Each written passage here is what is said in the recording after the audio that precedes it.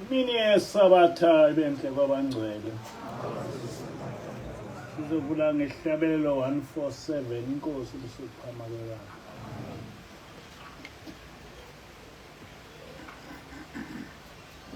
Izwi lizolo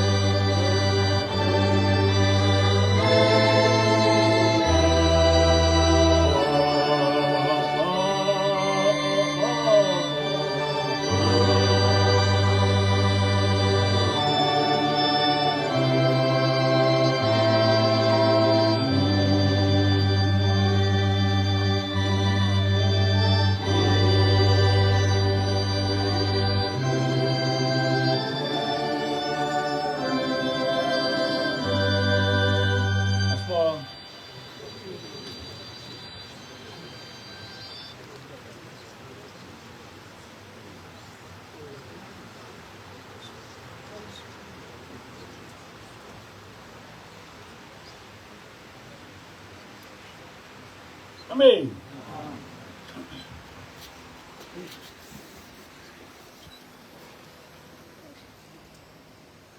Isihloko salenkonzo sithi siluvika kanjani ulaka lukaJehova oluzosehlela. Siluvika kanjani ulaka lukaJehova oluzosehlela. KuJeremiya 6 verse 16 to 19 usho kanje uJehova uthi, imani ezindleleni nibone, nibuze ngemikhondo yasendulo ukuthi iphi indlela enhle nihambe ngayo, niyakufumana ukuphumula kwemphefumulo yenu. Kepha bathi asikuhamba ngayo. Ngase ngibeka abalindi phezu kwenu, ngathi lalelani ukukhala kwecilongo. Kepha bathi asikulalela. Ngalokho zwanini nina zizwe, wazi wena bandla, ukuthi kuzokwenzekelani kubo. Yizwa wena mhlaba, bheka ngiyakwehlisela inhlekelele phezu kwalaba bantu, isithelo samacebo abo, ngokuba abawalalelanga amazwi ami, nomthetho wami bawulahlile. Incwadi kaJeremiya 17 verse 5 to 8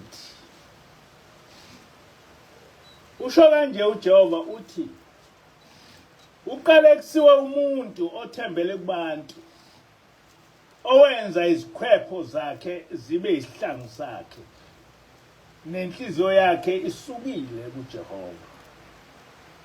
Uyakuba njengesihlahla ogwadule, akayi ukubona okuhle noma kuza kuye. Uyakuhlala ezindaweni ezilugwadule ehlane, ezweni likaSawuli, ongehlale umuntu kulo. Ubusisiwe umuntu othembele kuJehova, nothemba lakhe linguJehova. Uyofana nesihlahla esitshaliwe ngasemanzini, esimpande zaso zisenabisele ngasemfuleni. Akakwesaba lapho ebona ukushisa kuza, amaqabunga aso ahlala eluhlaza, awana kukhathazeka, futhi awayeki ukuthela isithelo. Incwadi kaIsaiah 41 verse 10 to 11. Ungesabi, ngokuba mina nginawe. Ungabi naluvalo, ngokuba mina ngiNkulunkulu wakho. Ngiyakuqinisa futhi ngiyakusiza, yebo, ngiyakusekela ngesandla sokunene sokulunga kwami. Bazoba namahloni, bajabhiswe bonke abakuthukuthelele, bayoba njengento engelutho, babhubhe bonke abamelana nawe. Isaiah 54 verse 17. Asikho isikhali esenzelwe wena esiyakuphumelela. Uyakumisa konke ulimi olukuvukelayo ekwehlulelweni. Lokhu kuyilifa lezinceko zikaJehova, nokumelwa kwazo okuvela kiyo, kusho uJehova. Isaiah 56 verse 1 to 2. Usho kanje uJehova uthi, gcinani ubulungiswa nenze ubulunga, ngokuba insindiso yami iseduze ukuba ifike, nokulunga kwami ukuba kwambulwe. Ubusisiwe umuntu owenza lokhu, nendodana yomuntu eyobambelela kukho, oyogcina isabatha angalingcolisi, noyobamba isandla sakhe ukuba singenzi nakuphi okubi. Incwadi kaJeremiya 44 verse 15 to 17. Onke amadoda ayazi ukuthi omkayo bashisela impepho abanye onkulunkulu kanye nabesifazane ababemi lapho.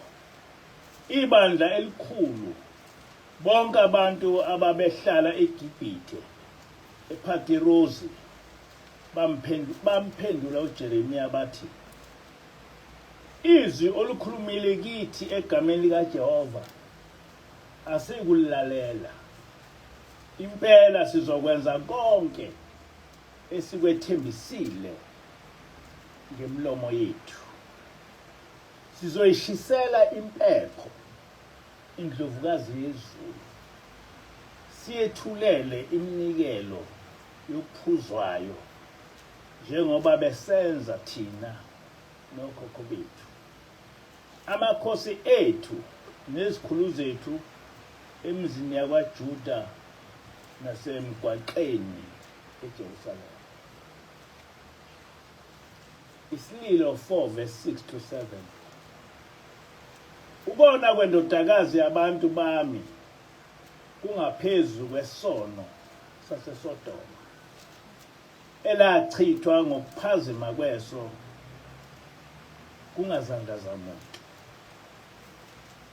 AmaNazaretha akithi ayemhlophe kunongqwaqwane, emhlophe ukwedlula ubisi, imizimba yawo yondlekile, isimo sawo sikhazimula njengesesafaya. Incwadi kaMikha 7 verse 9 to 10. Ngiyabhekana nolaka lukaJehova ngokuba ngonile kuye, aze alumele udaba lwami, angenzele ubulungiswa, angikhiphele ekukhanyeni, ngibonge ubulunga kwakhe. Isitha sami siyakubona sikhungathwe ngamahloni, leso ebesithi kimi, uphi uJehova uNkulunkulu wakho na? Amehlo ami ayakusibona, manje siyakunyathelwa njengodaka emgwaqweni. Incwadi kaMikha 4 verse 5.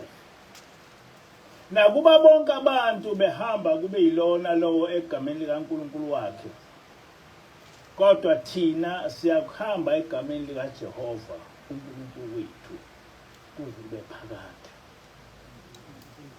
Incwadi kaObadiya 1 verse 2 to 4. Uyabona ke ngiyakukwenza ube mncane kwabezizwe, ubukelwe phansi ngokwedlulele. Ukukhosha kwenhliziyo yakho kukhohlisile, wena ohlala emfantwini yamadwala, ondawo yakhe iphezulu, othi enhlizweni yakho, ngubani nje ongangihlisela phansi emhlabathini na, noma emhlabeni na? Noma ungaphakama njengokhozi, noma ngabe isidleke sakho singakhiwa phakathi kwezinkanyezi, ngiyakwehlisa khona lapho, kusho uJehova. Amen. Namuhla ngicaphune eBhayibhelini izincwadi eziningi ezinezihloko ezahlukene.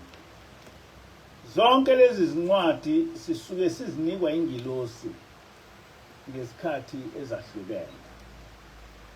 Ngeke ngikwazi ukuzibala zonke ngoba ingilosi isihlale nathi isikhathi eside. Njalo uma iphakathi kwethu ifike ivule isihloko ezokhuluma ngaso njengoba nathi senza lapha kimi bese ikhuluma ijula kuleso sihloko.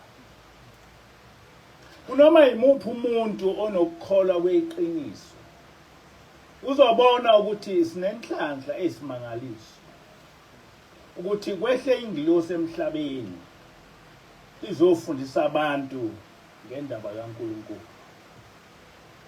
Lesi simo sagcina kubantwana bakwa-Israyeli njengoba kubhaliwe ku-Exodus 22 verse 20 to 22. Ingilosi iyaye ikhulume ngezihloko eziningi, isifundela izincwadi ezinye esingakaze sizizwe zifundwa nangoyedwa umuntu. Kubonakala ukuthi lo muntu iBhayibheli into esekhanda lakhe. Yikho ngiba nenkinga uma umuntu ethi iBhayibheli into nje eyakhiwa ngabelungu. Njengoba sihola leli bandla lasezulwini sinezitha eziningi, ezinye ziyaye zizame ukusibulala ngezindlela eziningi, kodwa yonke lemizamo yabo iyayiphelele obala ngoba ingilosi kokunye izele uzosibheka. Ayigcini ngokukhuluma ngomlomo, kodwa isinika nezincwadi lapho uJehova esuke eqinisa ukuphepha kwethu. Enye izincwadi eyaye izifunde ngu-Isaiah 54 verse 17 lapho uJehova ethi, asikho isikhali esenzelwe wena esiyakuphumelela, nalo lonke ulimi olukuvukelayo luyakwahlulelwa. Lokhu kuyifa lezinceko zikaJehova nokulunga kwazo okuvela kimi, kusho uJehova. Le incwadi siyifundele ingilosi. Enye incwadi ingilosi eyaye isifundele yona ukusimisa isibindi ku-Isaiah 41 verse 10 to 11 lapho uJehova ethi, ungesabi ngokuba mina nginawe, ungapheli amandla ngokuba mina nginguNkulunkulu wakho, ngiyakuqinisa futhi ngiyakusiza. Yebo, ngiyakusekela ngesandla sokunene sokulunga kwami. Bheka, bonke abafutheleka wena bayokuba namahloni bajabe, abamelene nawe bayakuba njengento engelutho babhubhe. Amen. Ivamile futhi ingilosi ukusixwayisa ngabaholi abasikhukumezayo bezenza onkulunkulu nabaprofeti abakhulu, kodwa befihle imikhuba exakile, beqhuba ububi babo egameni lokuthi bangabaphathi bezwi likaJehova. Isixwayisa ukuthi singabi njengabo. Kwincwadi ka-Obadiya 1 verse 2 to 4 uJehova uthi, uyabona-ke ngiyakukwenza ube mncane kwabezizwe, ubukeke phansi ngokwedlulele. Ukuqhosha kwenhliziyo yakho kukhohlisile, wena ohlala emifantwini yamadwala, ondawo yakho iphezulu, othi enhlizweni yakho, kubani nje ongangehlisela phansi emhlabeni na? Noma ungaphakama njengokhozi, noma ngabe isidleke sakho singathiwa phakathi kwezinkanyezi, ngiyakwehlisa khona lapho, kusho uJehova. Amen. Ithiya ingilosi bonke labo befundisa imbumbulu abasebenzisa igama likaJehova ukuzicebisa, igama nokuzikhukhumeza, kumele bazi ukuthi isikhathi sabo sizophela, uJehova uzobanekela umhlaba. noma ngiveze izincwadi eziningi kodwa angizukukhuluma ngazo zonke kule nkonzo.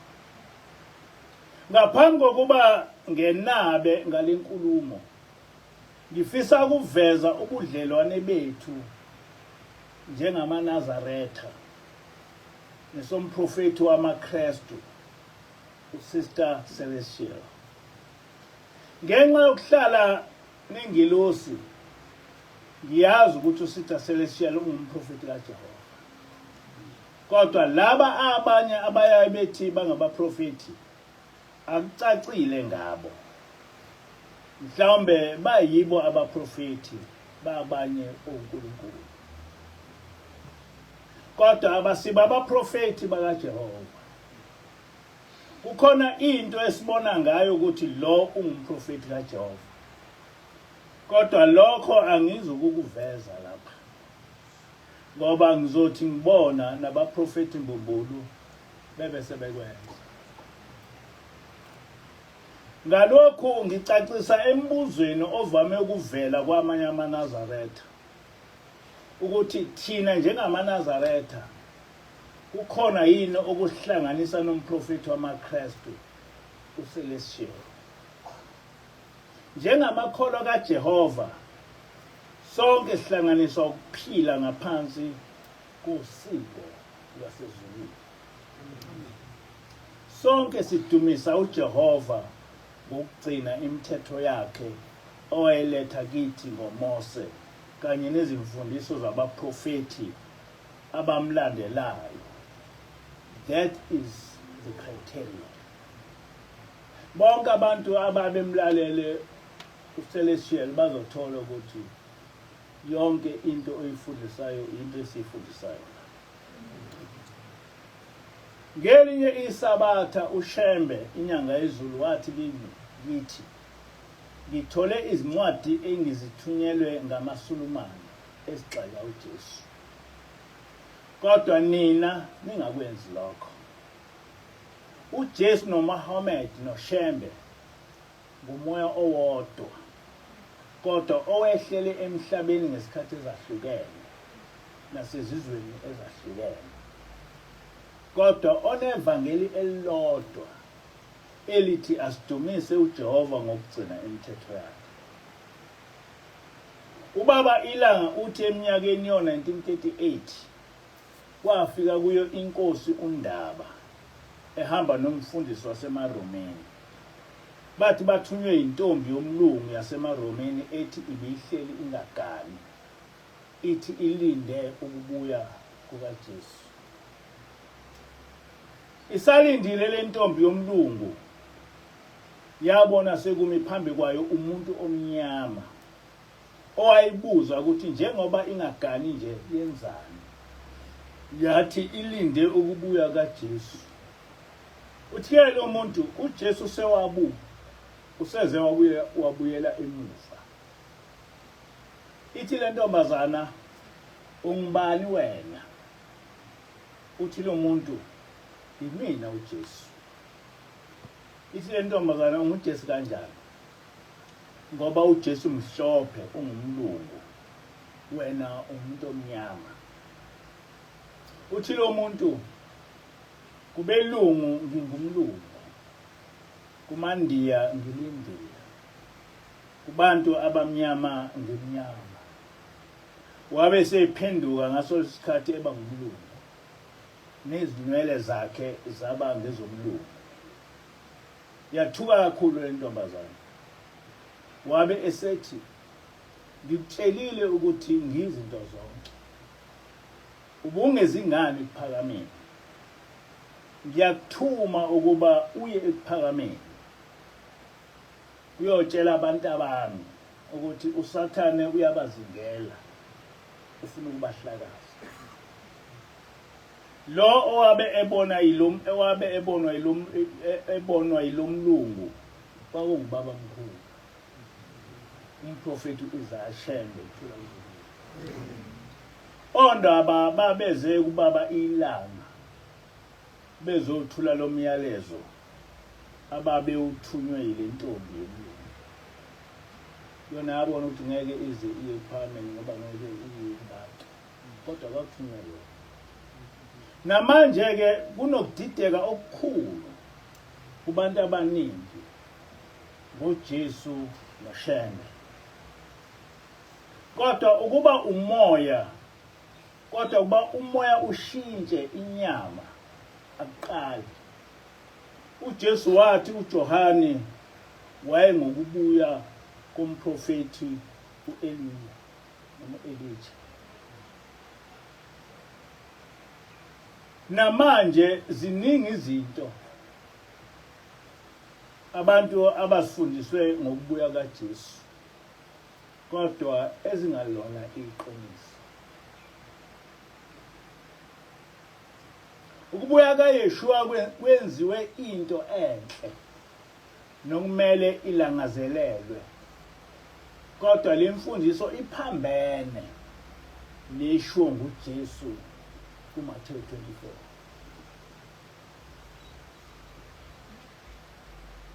Ngokushiwo nguYeshua ukubuya kwakhe kuza nosizi olukhulu nolungakaze lube khona emhlabeni.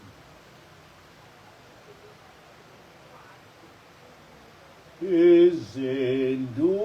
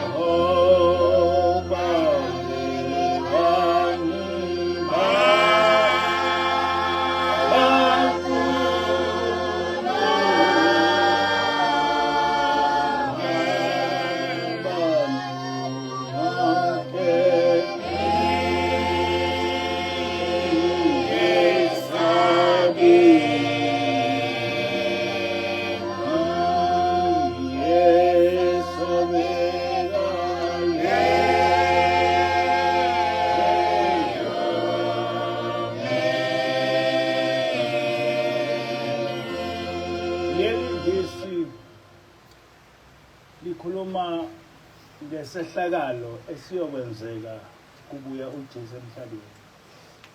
Mhlambe wayehlabelela ngalokho. Uthi balekani bantu nonke ngoba iyesabeka leyo nto. Wayekusholani lokho Shembe?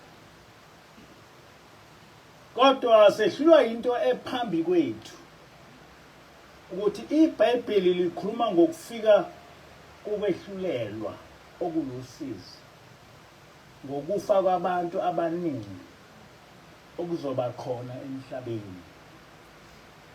Kulesi sihlabelelo uShembe uthi leko bekuyimini esabekayo. Angazi ukuthi amaKristu yini eyenza belangazelele ukubuya kaYeshua ngoba ibona kakhulu abaphume kakhulu kule mpilo yasezulwini. Njengoba noCelestial ehlale ebatshela noma behlale bemthuka. Angazi noma amanye amakholwa ayaye ecabange ukuthi ngokuhlale ubiza igama lika Jesu lokho kukwenza ube seduze yini kukaYeshua. kuMathewu 7 verse 21 to 23 uYeshua uchaze kahle ukuthi aboza kuye ilabo abenza intando kaBaba osezulwini. Ngolimi oluqondile okusho ukuthi ilabo abagcina umthetho kaNkulunkulu. KwabaseThesalonika besibili isahluko 2 verse 8 to 12 uPaul uthi kulapho ke eyokwambulwa khona lowo ongenamthetho eyakuqothulwa ngomoya womlomo wayo inkosi uJesu imbubhise ngokubonakala kwayo mhla ifika. Ufika kwalowo ongenamthetho kuyacaca emsebenzini kaSathane osebenza ngawo wonke amandla nangezibonakaliso nezimangaliso ezingamanga nangayo yonke inkohliso yokungalungi kwababhubhayo ngenxa yokuba bengavumanga ukuthanda iqiniso ukuze basindiswe. Ngalokho ke uNkulunkulu ubathumela ukulutheka okunamandla ukuze bakholwe ngamanga ukuba bahlulelwe bonke abangakholwanga iqiniso kodwa bejabulela ukungalungi. Amen. Manje kunamakholwa alangazelele ukubuya kaJesu. Kodwa uma ukholwa kuyilokho okubhalwe eBhayibhelini yibo futhi abamelene nezimfundiso zikaKristu. Balangazelele usuku lokwahlulelwa. Balangazelele usuku lokubhujiswa.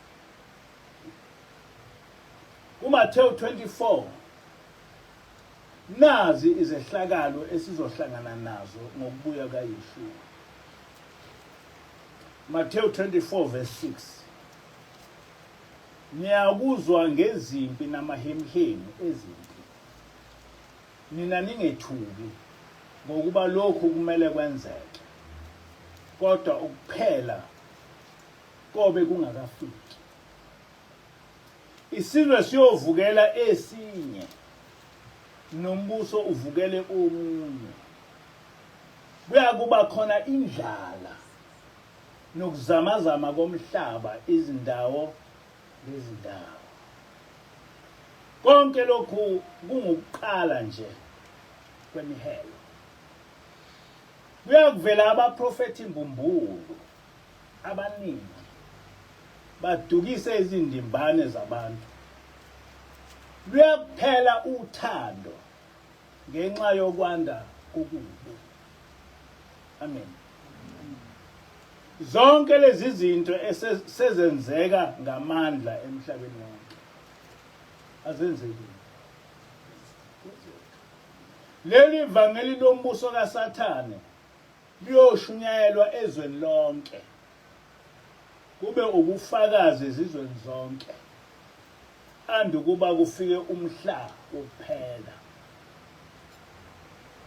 Okulandela lapho umhla wokuphela okusho ukubhubha kwesizwe.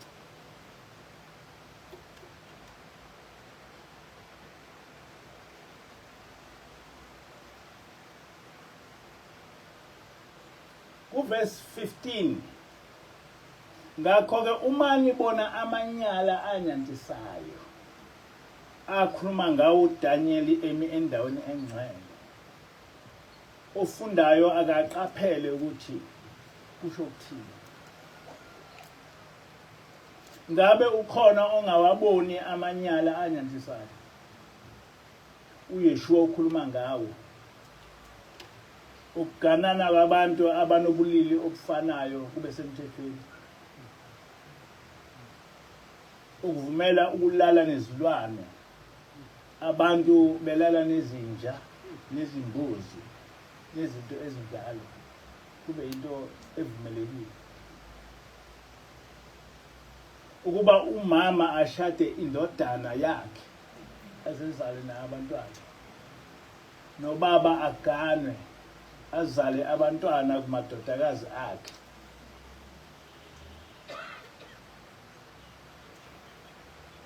nabantu abazalwa umfazi oyedwa beganana bezala abantwana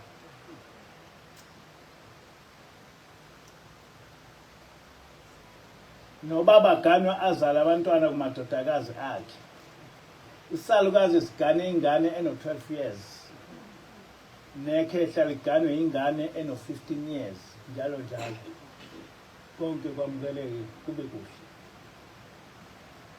uverse 19 maye kwabakhulelweyo nabancelisayo ngalezo zinsuku khulekelani ukuba ukubaleka kwenu kungabi sebusika noma ngeSabatha yonke leyo nto abantu bayijahile ukuthi yenzeke ngokuba kuyakuba khona usizi olukhulu olungakaze lube khona kwasekuqaleni komhlaba futhi olungasoze lwabuye lwaba khona ukubuya kaYeshua kuzwa nosizi olukhulu ukuba lezo zinsuku azifinyezwanga bekungesindiswe muntu kodwa ngenxa yabakhethiweyo ziyakufinyezwa ngobani laba abakhethiweyo abenza ukuba izinsuku zosizi ezulwini zifinyezwe amaKristu azothi yiwo abakhethiweyo namaNazaretha azothi yiwo abakhethiweyo kodwa abakhethiweyo ilabo okuthe bese lapha emhlabeni bahamba ngokwezimiso zikaJehova kungakhathaleki ukuthi bakuyiphi inkolo yilaba ezwini ababizwa ngokuthi bangcwele ukuthi uma becela into uNkulunkulu abalalela ilokho thina ingilosi efike yasifundisa khona ukuthi asibe ngabakhethiweyo siphile impilo yasezulwini silapha emhlabeni angazi noma siyakwenza njalo kodwa ingilosi ifundisile ku verse 23 buthi uma umuntu ethi kini nangu uKristu ningakholwa ngokuba kuyakuvela oKristu mbumbulo nabaprofeti bamanga bayakuveza izibonakaliso ezinkulu nezimangaliso ukuze badukise uma kungenzeka nabakhethiweyo nginitshela kungakenzeki okuseqinisweni abakhethiweyo ngamaNazaretha ngesikhathi sikaMprofeti kodwa iBhayibheli lithi nabakhethiweyo bayodukiswa njengoba amaNazaretha amaningi edukisiwe uverse 29 masinyane nje emva kosizi lwalezo zinsuku ilanga liyakufiphazwa inyanga ayikukhanya izinkanyezi ziyakuwa emkhathini namandla ezulu ayakuzanyazanyiswa uverse 37 ngokuba nanjengemihla kaNowa kuyakuba njalo ukufika kwendodana yomuntu njengasezinsukwini lezo ezandulela uzamcolo babedla bephuza beganwa kwendisa kwaze kwafika usuku uNoah angena ngalo emkhonjeni.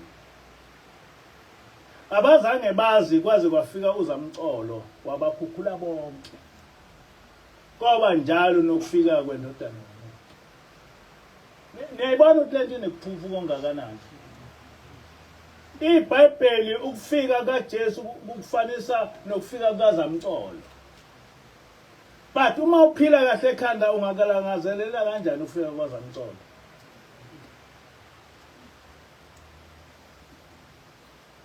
Kuyakuba khona ababili ensimini, omunye athathwe, omunye ashiywe. Amen. Niyabona ukuthi kofika ini ukufa. Abantu bayokufa abaningi. Kodwa abantu bathi asilangazelele ukufika kokwahlulela. Kule nkulumo kaYeshua ikuphi okuhle okwenza abantu balangazelele usuku lokubuya kwakhe? Anganoma nangizwa. Nangizwa amaselele. Ngabe silindele usuku olufana nezinsuku zikaZamcolo? Ngabe silangazelele usuku oluyoba nosizi olungazange lube khona emhlabeni? Umuntu ulangazelela kanjani usuku lokubhubha kwakhe? Ulangazelela kanjani usuku lokubhubha kwakhe? Ngabe siyezwa ukuthi lithini iBhayibheli? Noma sithatha noma yini esitshelwa ngabezizwe kungakhathaleki ukuthi ingumbhedo kangakanani. Uthi omunye umbhali, the problem with many Christians is that they are trained to understand the opposite of what they read in their own book. Inkinga yamaKristu ukuthi bafundiswe ukuqonda okuphambene nokushiwo incwadi yabo. Niyabona uMathewu 24 ukhuluma ngosizi, kodwa bona bathi asilangazelele ukubuya kaYeshua. Incwadi kaMathewu 24 isibikela ngosizo oluzosehlela ngokufika kwendodana yomuntu. Kodwa thina silangazelele lolu sizi njengento enhle. Uverse 31 uthi ngokufika kwendodana yomuntu koqoqwa abakhethiweyo emimoyeni yomine emhlabeni wonke. Abakhethiweyo bangu 144,000. Nawe uzibala kwabakhethiweyo? Abakhethiweyo babhaliwe ukuthi bangakanani, ba 144,000 ezizweni zonke zakwa-Israyeli. Hayi zakwa-Israyeli kuphela. Manje na-ke laba abangamaKristu abajabulela ukubuya kaJesu, uJesu uyobuya ehambe nabantu aba 144,000. How do you know ukuthi uphakathi kwalabo bantu aba 144,000 emhlabeni wonke, ama-Israyeli onke, kuyonke inzalo yakwa-Israyeli? Uwazi kanjani ukuthi uphakathi kwa-144,000? Ngoba in fact amaKristu are not Israelites. Bakhona abangama-Israelites, kodwa iningi labo they are not Israelites. Kodwa iBhayibheli isambulo sikhuluma abantu aba 144,000 abayinzalo kalokho, yikho be 144. Ngoba in each indlu kokhethwa abantu aba 12,000 kwizizwe kumhlaba wonke. Uyahamba ngokwezimiso zikaJehova, uyayenza intando kaBaba osezulwini. Njengoba lapha kukhulunywa ngabakhethiweyo, abantu abagcina umthetho kaNkulunkulu, wena uma ujabulela lolo suku uyawugcina umthetho kaNkulunkulu, uyahamba ngezimiso zikaNkulunkulu. How do you know ukuthi you are among the 144,000? How can it be ukuthi uma kukhulunywa ngosuku lokwahlulelwa bese wena ujabulela? ngoba phela usuku lokwehlulela usuku lokufa. Umuntu wehlulelwa uma esefile uyakujabulela ukufa.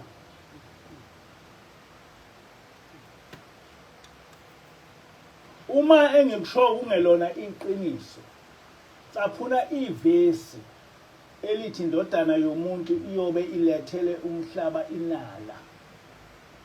Kodwa nike niufunde uMathewu 24 ukuthi veza ivesi elingenza ukuthi sikujabulele ukufika kaYeshua. Ngabe sichazwa ukufika kosuku lwendlala lokuzamazama komhlaba, kube nezimpi emhlabeni nokufa kwabantu abaningi. Njengoba kuzoqala nje, sekuqalile kwako-America, sekuqalile nakolokhuze izimpi seziqhamukile. Kukhulunywa ngeWorld War III manje. Namhlanje ukuzamazama komhlaba kuxakile. Namhla kuney'khukhula ezisimangaliso. Kuyisayini yokufika noma kokubuya kaYeshua. Khona umuntu ongayijabulela lento ezokwenzeka. Ngoba kusaqhubeka. Ngabe kumele sijabulele usuku othi uYeshua asithandazele ukuthi lungenzeki ebusika noma ngeSabatha ngenxa yokunzima bakhe. Kufanele sikujabulele lokho ukuthi hey, lolu suku lobe lumnandi. Ngabe sijatshuliswa usuku lokwehlulelwa kwethu? Yini umehluko phakathi kosuku lokufa komuntu nalolu suku? Ngoba namanje ofile uma engenasono uya ezulwini. Yini umehluko? Ngoba namanje noma engakafiki uYeshua, uma anganasono uma ngifa ngizoezulwini. Yini ke umehluko? Kodwa nakujabulela yini ukuthi kufike ukufa? Kwazi ukujabulela. Lolu suku amaKristu akhuluma ngalo selifikile. Sizobona ukuthi kothi kuphela u2025 amakholwa ayobe esazifisa yini lezi zinsuku uYeshua waprofetha ngazo. Selifikile. uCelestial uthi lesi sikhathi sokubuya kaYeshua, uthi lesi sikhathi ngesokubuya kaYeshua. Kodwa ingilosi ithi sekuyisikhathi sokubuya kaShembe, ubaba mkhulu. Yathi ingilosi ubaba mkhulu uzobuya physical, hayi njengoba bila. Uzobuya physical simbone sonke.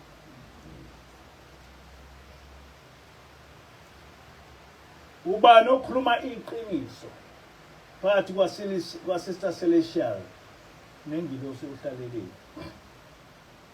Kubantu basemhlabeni amaKristu athi kuzobuya uYeshua, amaNazaretha athi kuzobuya uShembe. Kodwa kumuntu oyaziyo indaba yasezulwini, ingilosi noSister Celestial bobabili bakhuluma amaqiniso. Okumele sikukhumbule ukuthi uYeshua kwakungumuntu omnyama, noShembe ngumuntu omnyama. Akaze abe khona uKristu ongumlungu. Manje ke uma kufika uyokwazi ukwehlukanisa kanjani phakathi kwaYeshua lo wayengumuntu omnyama, hayi lo Kristu omhlophe, noShembe? Uyokwazi kanjani ukwehluka? Hayi lona uYeshua lona uShembe. Bobabili bangabantu abamnyama. Kodwa engqondweni zabelungu oqhamuka umlungu. Engqondweni zamaKristu oqhamuka umlungu. Kodwa okuyikho ukuthi njengamanje okuzokwenzeka kungaphezulu kokuqonda kwethu. Asidingi nokucatshelwa. Kungaphezulu kokuqonda kwethu. Umuntu ungabuqamba amanga nje manje ngasho ukuthi kokwenzeka. Usakudinga ukuthi sikufunde. Sokubona sekwenzeka. Ngikhulumelani konke lokhu? Ngiyenzela ukuthi isikhathi sekhona abafuna ukungena embusweni wezulu. Lolu suku lubafice sebephendukile bakholwa ukuze bawubone umbuso wezulu. Isihloko sithi siluvika kanjani lolu laka lukaJehova oluzosehlela. So luvika ngokubuyela kuJehova. Siziyeke esizithandayo zalapha emhlabeni. Kodwa ngale kokuthi abaningi bacabanga ukuthi kuyadlalwa. Iqiniso ukuthi akusekho nesikhathi sokuphenduka. Ngoba vele icilongo lokuqala selikhalile. Sesilindele elesibili. Mhlawumbe abantu bacabanga ukuthi ngiyadlala. Lesi sikhathi esihlale sifunda ngaso sesiqalile. Asahleli. Uma kusekhona abangabazayo ukuthi beze kithi bekholwe njengoba sifundiswa ingilosi, woe unto them. Mina anginalo uvalo. Ngoba thina sihlala noNkulunkulu ngoba ingilosi ifike yasifundisa ukuthi kuhlalwa kanjani uNkulunkulu. Abanovalo bengaba novalo. Yathi ingilosi uma kwenzekile lento ezokwenzeka nawe idlule nawe. Kodwa jabulela ukuthi wena uyothi mawudlula la emhlabeni uyezulile. Ngoba abantu abaningi bayilahlile. Ngakho we don't care. We die or we don't die, we don't care. But esikwazi ukuthi thina ukuphepha kwethu siyokucela uNkulunkulu kwenzeke. Njoba nalapha kubhaliwe ukuthi lokhu kwancishiswa ngenxa yabakhethiweyo. Mina ngikhethiwe, uma wena ungakhethiwe indaba yakho leyo. Mina ngikhethiwe. uNkulunkulu ngihlengiwe nengilosi ngikhethiwe, ayingeke izohlala nami ngakhethiwe. Ngeke ingilosi ihlale nami bese esihobheni. Ngikhethiwe. Ukuthi kwenzekani emhlabeni I just don't care. Anginamsebenzi noma ngaduma izulu noma ngafa abantu noma ngenzekani noma ngenzeka phambi kwethu, I don't care. Because if leyo nto eyokwenzeka iyongibulala ngothi mangifa ngezulu. Ngoba vele ngizokufa. Kodwa khona abantu akufanele bazi ukuthi bayisihogweni. Njengoba nje kuzofika lolu usuku abantu bazoqoqwa bonke bayisihogweni.